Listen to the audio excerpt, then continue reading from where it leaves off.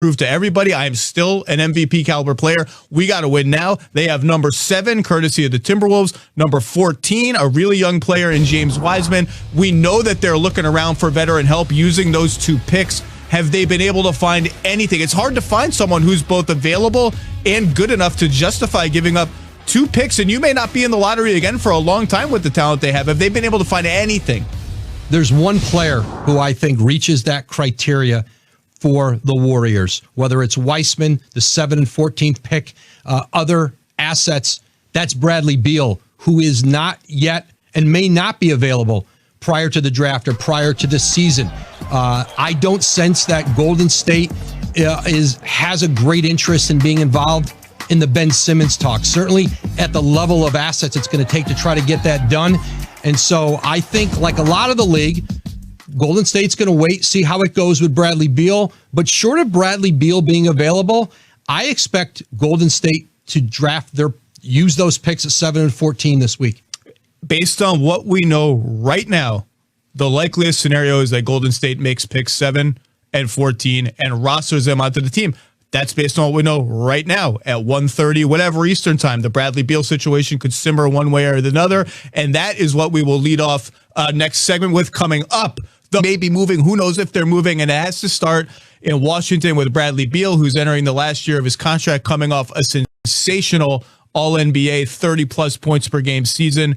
Where do we stand? Again, we're 4 days before the draft. Like, if they're going to anything's going to happen, there's got to be a little clarity soon. Where do we stand with this? Bradley Beal has not told the Washington Wizards that he would like a trade. He has not told them anything, but he is invested in helping them in free agency. And, he's obviously gotten a chance to talk to Wes Unseld Jr., their new coach. Now, there's still time for that to happen, but the mechanism to do a Bradley Beal trade or any trade of a player of that caliber is to do it before the draft, because you want to do it around draft picks. Once the draft passes, it's a lot harder to do that deal, because hypothetically, if you're going to do it with Golden State, you're going to tell the Warriors who the players are. You would like it 7 and 14 if those players are in it.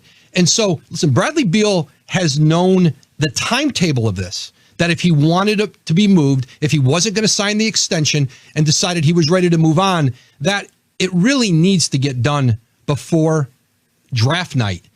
That doesn't mean he can't still do it, but right now the Wizards are preparing for draft night, and they're preparing for free agency, and certainly Bradley Beal and Russell Westbrook are part of their plans for next season. You mentioned Golden State. Bradley Beal is in his prime, still way younger than people realize because he came into the league so young. Sensational player, great shooter. It's not just going to be Golden State if it ever happens. I think there will be so many teams that try to get into this. I think Boston makes sense, Miami makes sense, Golden State, Philadelphia. We can go on and on. We can start with the Warriors because you mentioned in the prior segment. To me, if I'm Washington, unless I love James Wiseman, unless I love him, and that's a game changer if I love him. Wiseman, 7, good pick, not a great pick. 14, a little lower. They're encumbered with first-round picks. Is Boston going to offer Jaylen Brown? I don't think so. To me, there's not much point in giving up one star for another if you're Boston. So you start to suss out what is the marketplace going to look like. Golden State can reasonably look at it and say, hey, even if you don't love our offer, go get something better. That's exactly right. And with 1 year left on his deal, Beal has leverage because the team trading for him wants to know that he wants to be there and plans to re-sign. But I also think because of the kind of player and person Bradley Beal is, I think there are teams who might not be in glamour markets who would look and say, if we win, that we could sell Bradley Beal on winning and stay in a situation where we could be really good. That isn't an LA or a New York or a Chicago, Boston, Miami. So I do think the teams out there, there'd be a wide pool. Everybody in the league would love to have Bradley Beal. Listen, he's been very loyal to Washington, and he is. And it's legit. It's not fake. He loves it. And wants to win. Listen, there are some players who look for reasons to leave and some players who look for reasons to stay. He has always been about finding reasons to want to stay there. And certainly they can sign him to the Supermax next season. There's a giant extension awaiting him if he wants to do it. I think he has legitimately been torn, and he's always been looking for reasons to stay there. He loves that organization. He loves that city. But he wants to win, and he's got to look at the landscape with that roster, that team, and how they can improve themselves to weigh both of those things against each other. And there's another obvious Beal team we didn't mention. We're going to get to them in a second with separate names. But let's stop for a second. We do need to acknowledge Kawhi Leonard can hit free agency. Free agency is upon us. The draft is in 4 days. Let's get right to it. Sitting at the top are the Detroit Pistons after years in the wilderness, a chance to remake their franchise. Cade Cunningham has been the name all along. Where are we with Detroit as we approach the draft? Zach, first of all, happy draft week. I think Detroit is getting there on Cade Cunningham as their choice, but they haven't formally made that decision yet. They had Jalen Suggs in for a workout, Jalen Green. They would like to still see Evan Mobley, but they decided at the very beginning of this, we're going to do a process. We're going to make sure we feel Cade Cunningham is the player. I think they will get there this week. Not quite there yet.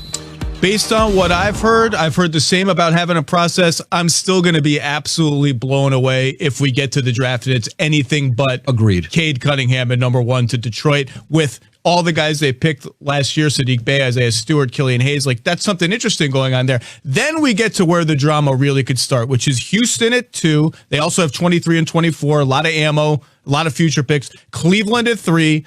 And Toronto in a really interesting spot at 4 with Kyle Lowry's free agency. Could go in a lot of different directions there.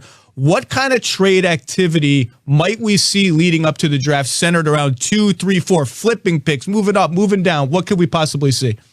I think what teams expect to happen this week is that Oklahoma City starts knocking at the door, whether that's at 3 with Cleveland, at 2 with Houston. Listen, this is what Sam Presti had in mind when he stockpiled all of these picks from now through 2027, 2028, 3 first-rounders this year, next year, the following year. All that stuff. We can barely fit it on the screen. It's incredible. And so, but what it gives Oklahoma City is that if there's a player they target, they really want, like Evan Mobley from USC, they're big, they're 7-footer, and they want to get up in the draft to try to get him at 3, believing that Jalen Green's going 2 to Houston, or get to 2, that they can keep coming at them with assets. But I think Cleveland right now, they've got to come out of this with an impact player. And this is a draft where you might have in another year, there's like 3 legitimate number 1 overall picks, maybe 4 if you want to include Suggs, Green, Cunningham, and Mobley. I think it's going to be really hard to get that pick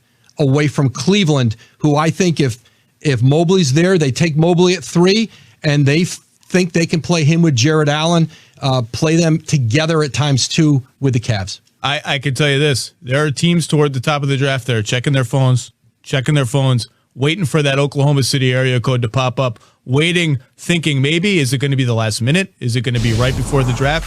When Sam Presti comes with number 6, plus a gazillion picks, plus the Godfather offer, and we will see if we get there. And about Cleveland, you mentioned this. Cleveland, that's a team that's under pressure to win next year. Maybe not win big. Be better. But they've got to be better. They have Kevin Love's contract. Maybe that's something they might want to try to get off. But that impacts all of these rumblings about Colin Sexton. They're not going to just give Colin Sexton away for a future draft pick. They need to get better next year. And no matter what you think about Colin Sexton, 24 points a game for a team that has a mandate to win 5, 10 more games next year, replacing that with an unknown is a big risk.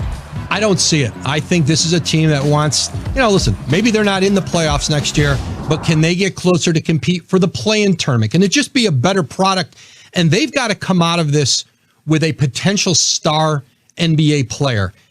That's Evan Mobley at 3, assuming that Jalen Green, Cunningham go 1, 2. And I don't see a scenario here where they're moving either Garland or Sexton for more picks.